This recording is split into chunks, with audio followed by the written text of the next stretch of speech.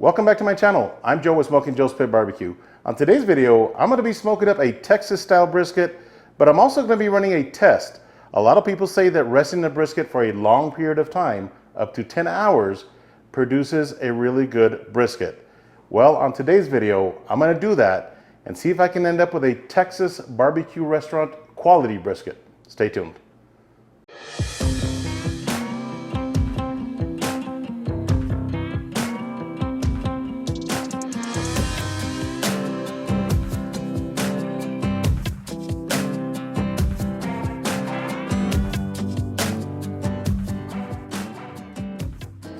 All right, so I'm starting with a 17.5-pound prime brisket.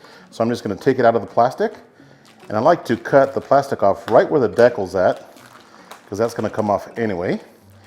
And I am using Dell Strong knives to trim up this brisket. Now these briskets do have a built-in handle. Right here, this decal, it acts as a handle, so just grab it from there, roll up your plastic, and take it out. All right, so let's trim up this brisket. I'm going to start with taking off this decal, just taking it completely off.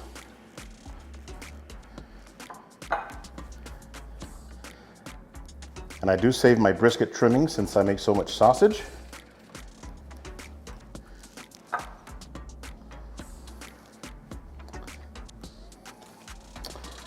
right, so we're going to remove most of this silver skin off the top of the brisket.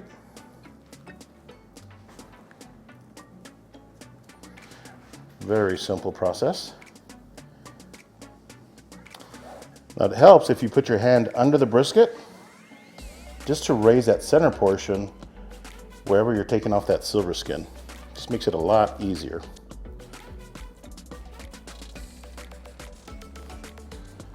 Now when you're trimming a brisket, you want to try to leave it as aerodynamic as possible. So you will see that this brisket, once I'm done trimming it, will look nothing like what you see right here. So this was a 17.5-pound brisket when we started, and I might end up with about 14 pounds once it's all trimmed up.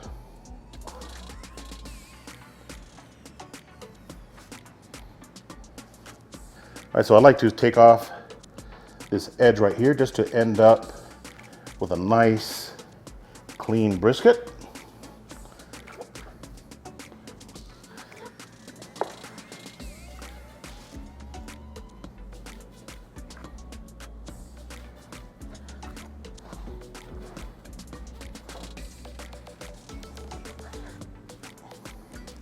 Oh yeah, this has a really nice thick flat, look at that, it's about 2 inches thick. So this part of the brisket is really thin. So let me turn it around so you guys can see what I'm going to do here. So if I leave this brisket like this, it's just going to burn up in the smoker. So I've got to trim it right around here, okay? Cut this whole area off and round off that front of that brisket, okay? So here we go. Now this thick part is okay, but I do have to take some of that off to end up with this bull nose on the brisket. So just trim that off. All right, that looks pretty good right there. Let's take a look at that fat cap. Oh yeah. We got the infamous shark fin right here. Now that's gonna come completely off. Come on this side and just take it completely off. And again, that doesn't go to waste. This is gonna go to sausage making. All right, so at this point, I'm just gonna take off a little bit of this fat cap since we do have a heavy fat pocket right here.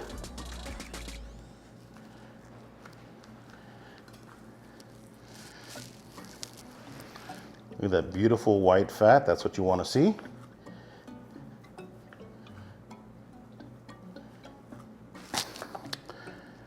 All right, so I'm just going to trim up the rest of this fat cap, and I'll bring you guys right back. All right, so I've got the brisket completely trimmed up, and this is what we've got. Got a gorgeous looking brisket right here. Let me show you that fat cap, looking nice and slick. Oops, got a little piece sticking out right here. Just take that off. There we go. Now we are good, okay? So I'm gonna start with a layer of mustard as a binder. There we go. Just a little bit. Again, I have found that adding mustard really grabs a hold of the rub. Okay, grab your edges. Let's flip it over and grab that fat cap. It's funny how you can't taste the mustard when the brisket is completely cooked. I mean, not even a little bit. There's no presence of mustard. Believe it or not, mustard is used in a lot of Texas barbecue restaurants as a binder. And talking to a few pit masters, they do use mustard. I think more and more are finding out that the rub really sticks to the brisket. All right, so for the rub, I am using my homemade SPG. Now this is 90% salt and pepper, which is what a lot of Texas barbecue rubs are. But mine has a little bit of paprika and also a little bit of garlic powder. I will leave the ingredients to my SPG in the description box, so you guys can check that out. But as I mentioned, it is 90% salt and pepper, mainly pepper. Give the brisket a nice coating.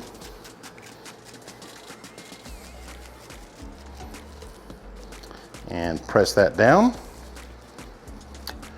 All right, just gonna flip it around, get that fat cap. I do have my Yoder Frontiersman running at 275 degrees. We'll see you guys in a bit. All right, so we're outside of my Yoder Frontiersman and I have it running at 275 degrees. Gonna be cooking this brisket on the left side of my smoker with the fat cap up and the point pointed towards that firebox. Right here in the middle, just like that. As you can see, this brisket is laying nice and flat on the grate. That's exactly what you want. I am burning post oak today. Again, we're running at 275 degrees. We'll see you guys in about 4 hours. Stay tuned. All right, so it's been 4 hours since we put our brisket on. Let's take a look at it for the very first time. Oh yeah, look at that bark formation. It's looking really good. Got a little bit of water pooling right there. Just gonna move that brisket to move it out of the way. There we go. And that bark is definitely set. Okay. So I'm gonna be spritzing with apple cider vinegar and water, mixed at 50-50. That is my go-to. All right, I've got my ThermoPro right here. Let's take a look at the temperature.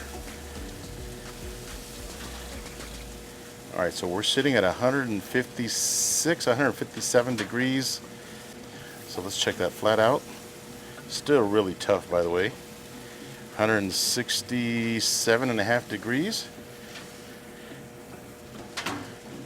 So I'm gonna give this about another hour and a half.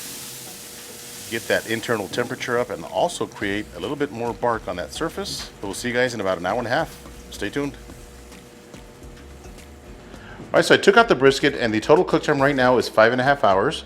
You can see we got a really nice bark on that brisket. So I'm just gonna take a little bit of beef tallow on my butcher paper and place our brisket right on top of that.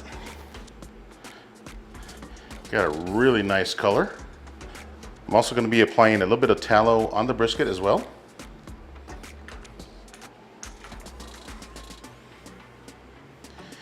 And let's wrap it.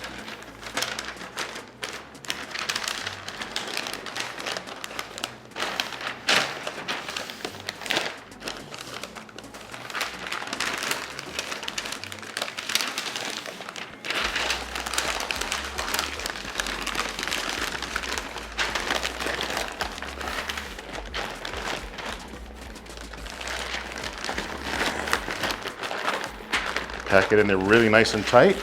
So this excess butcher paper does serve a purpose. It's really going to keep the heat off that bottom of that brisket. So just tuck it in the bottom like that. All right, let's go back on the smoker until it's nice and tender. Stay tuned.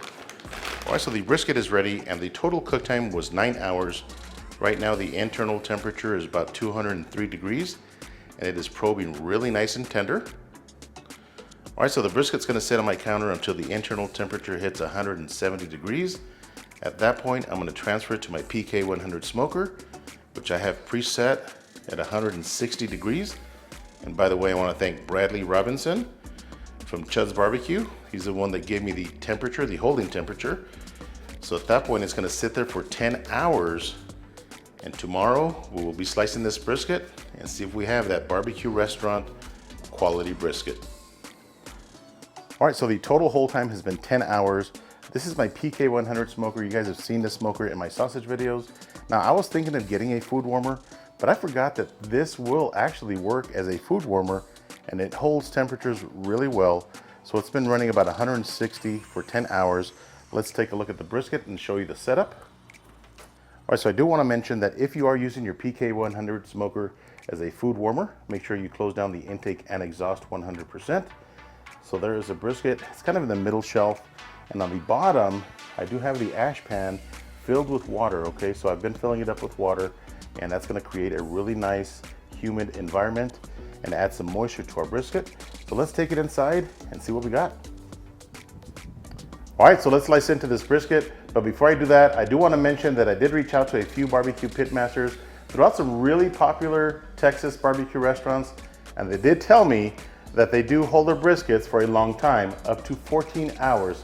So again, I've been resting this brisket for 10 hours. It should be good. I'm a little bit nervous because I've never held a brisket this long. Let's see how we did. All right, so let's take the brisket out of the butcher paper. But man, this sucker is tender. It feels really tender inside the butcher paper. Let's see how we did here.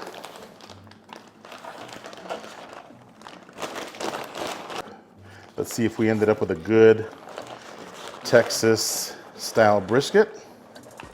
Man, it looks really good. Look at this. All jiggly and stuff. Man, it's really small too, and that's what you want.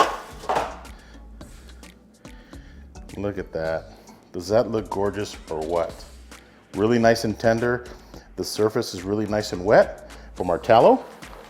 In fact, I'm gonna dump some of this tallow that we put on the paper on top of the brisket. It's not a whole lot.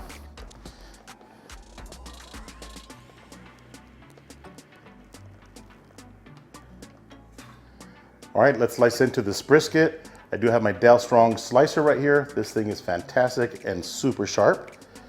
So I'm just gonna cut it right about here, right on the flat. Man, this is tender, really tender. And again, this was a prime brisket, okay? So it's not a Wagyu brisket. Holy smokes.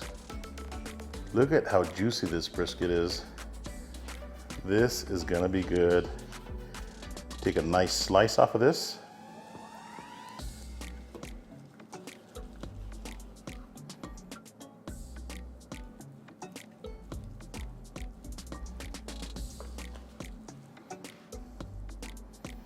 Let's grab this bad boy out of here. Look at that. It is falling apart. Just broke right in my hand here. Oh man, it smells good. And the texture is fantastic.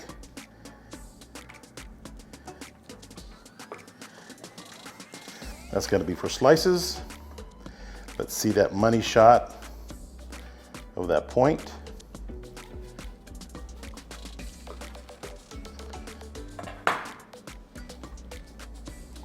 Wow.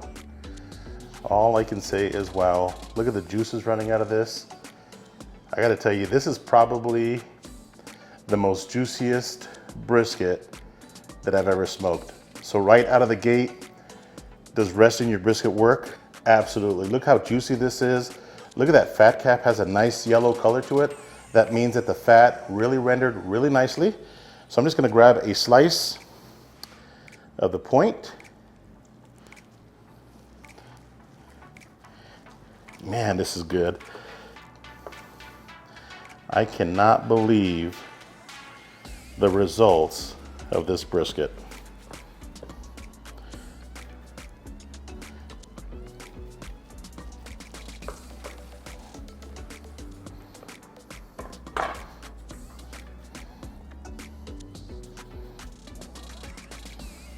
Look at this point right here. This is ridiculous, guys. Absolutely ridiculous. Let's give it a taste and see how we did. All right, let's see how we did in our brisket. First, I'm gonna grab some of the flat. Just take a little piece. Look at how tender this is. Here we go.